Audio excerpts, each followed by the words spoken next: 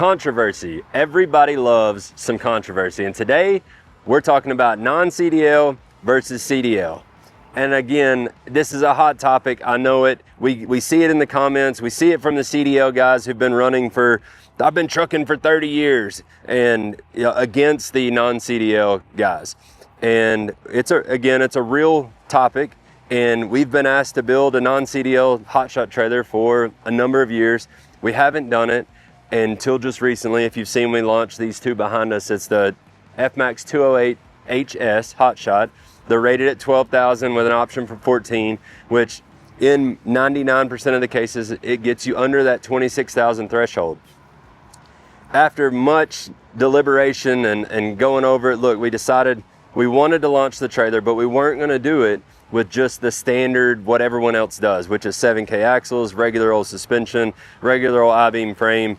We just couldn't allow our customer to have that experience. So number one, we wanted to put, for the guys who are going to run under 26,000, we wanted to give them a better option. There are some features, extra options available, but it's gonna be pretty well standard configurations in straight deck, max ramp, 35, 38, 40 foot. So it gives you some length options there.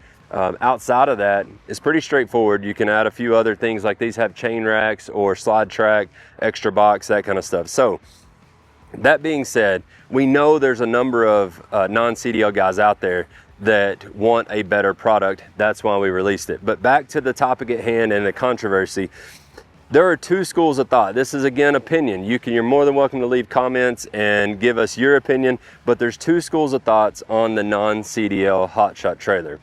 Number one, there are the guys out there or gals who are looking for a stepping stone. They want to get into hotshot or eventually even graduate into a big truck, but they don't have the funds to get started with going and getting a CDL because it's thousands of dollars nowadays. It's not what it used to be. When I got mine, 12, 13 years ago, it was super easy. I went up to the DMV, I took a written test, went and drove around the block with the lady, and she gave me my ticket and I was good to go. That's not the case today. It's much more expensive. It's a way more involved process. And so it is, again, back to, it's a stepping stone for individuals to be able to get into trucking.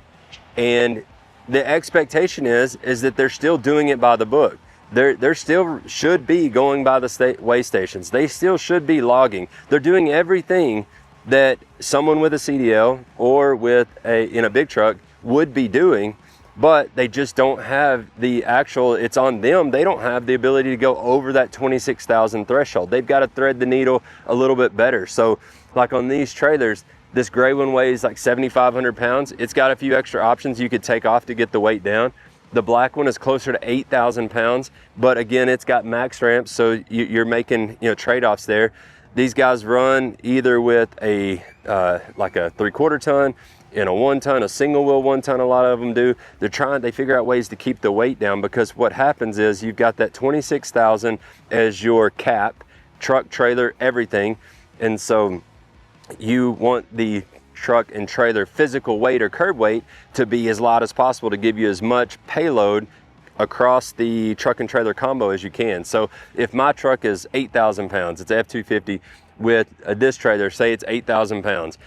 I've got 16,000 pounds of total curb weight of truck and trailer and equipment. Equipment is included, like chains, binders, tools, all that kind of stuff. Then that's gonna give me 10,000 pounds of payload of what I can carry. So that maybe it's one machine, or maybe it is a couple of partials. And again, that's the start for some of these folks, is they're getting their feet wet. And what we want to do is provide them, again, a quality unit that's going to last. And because the reality is there's a number of those that never do graduate into a CDL. Then it comes to the second school of thought.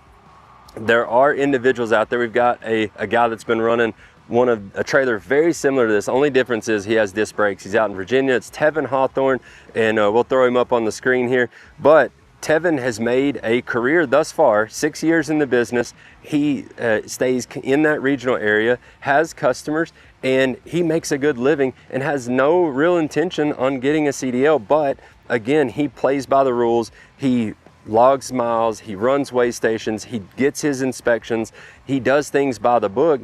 and is able to make a good living for him and his family.